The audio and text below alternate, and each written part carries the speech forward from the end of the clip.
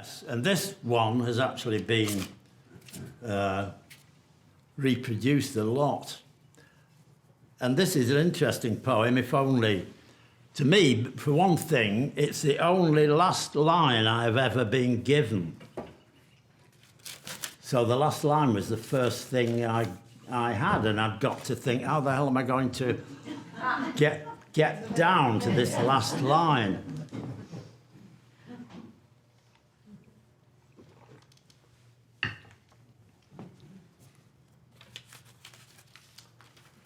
And it's because of that last line that the poem takes the rather peculiar, meandering form that it does. It's called A Child Half Asleep. Stealthily parting, I should tell you, in the middle of the poem there is an image of a dummy dangling.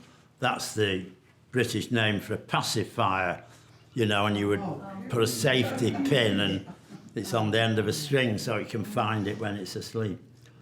Stealthily parting the small hour's silence, a hardly embodied figment of his brain comes down to sit with me as I work late, flat-footed, as though his legs and feet were still asleep. He sits on a stool, staring into the fire, his dummy dangling. Fire ignites the small coals of his eyes. It stares back through the holes into his head, into the darkness. I ask what woke him. A wolf dreamed me, he says. Well, the reason why the poem took its entire character from that last line, which is what he said to me, a wolf dreamed me, I immediately knew that he was getting mixed up and he meant I've dreamed of a wolf. But nevertheless, it immediately reminded me of that Hindu legend in which the entire universe is dreamed into being in the mind of Vishnu. And I thought, that's a difficult enough concept to get hold of, but to be dreamed into existence in the mind of a dumb beast, how much stranger.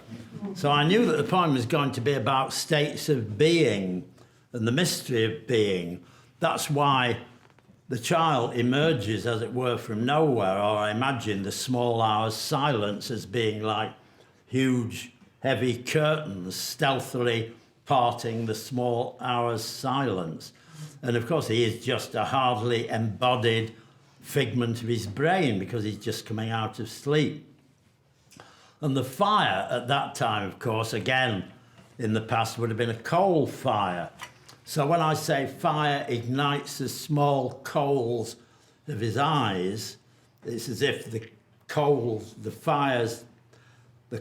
the fire are being reflected in his eyes, but they go right back into the brain, into his head, into the darkness where all things are imagined into being. And then we get down to the last line, ask what woke him. A wolf dreamed me, he says.